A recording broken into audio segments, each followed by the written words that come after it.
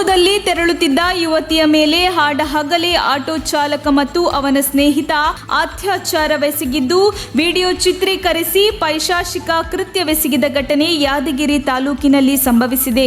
ಮನೆ ಕೆಲಸ ಮಾಡಿಕೊಂಡಿದ್ದ ಯಾದಗಿರಿ ತಾಲೂಕಿನ ಹಳ್ಳಿಯೊಂದರ ಯುವತಿಯೊಬ್ಬಳು ಏಪ್ರಿಲ್ 26ರಂದು ಯಾದಗಿರಿ ನಗರಕ್ಕೆ ತೆರಳರೆಂದು ಎಂ ಹೊಸಹಳ್ಳಿ ಗ್ರಾಮದ ಹನುಮಂತ ಎಂಬಾತನ ಆಟೋ ಹತ್ತಿದಳು. ಈ ವೇಳೆ ಆಟೋ ಚಾಲಕ ತನ್ನ ಸ್ನೇಹಿತನನ್ನು ಹತ್ತಿಸಿಕೊಂಡಿದ್ದ. ಯುವತಿ ಹೇಳಿದ ಸ್ಥಳಕ್ಕೆ ಕರೆದೊಯ್ಯುವ ಬದಲು ಬೇರೆಡೆ ಆಟೋ ತೆರಳುತ್ತಿತ್ತು.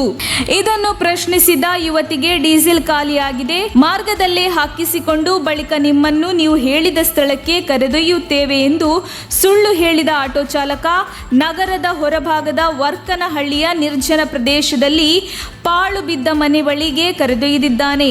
ಯುವತಿ ಚೀರಾಡಿದರೂ ಬಿಟ್ಟಿಲ್ಲ. ನಿಮ್ಮ ಕಾಲಿಗೆ ಬೀಳ್ತೇನೆ, ನನ್ನನ್ನು ಬಿಟ್ಟು ಬಿಡಿ ಎಂದು ಗೋಗರಿದರೂ ಆಟೋ ಚಾಲಕ ಮತ್ತು ಈತನ ಗೆಳೆಯ ಇಬ್ಬರು ಆಕೆಯ ಮೇಲೆ ಅತ್ಯಾಚಾರವೆಸಗಿದ್ದಾರೆ.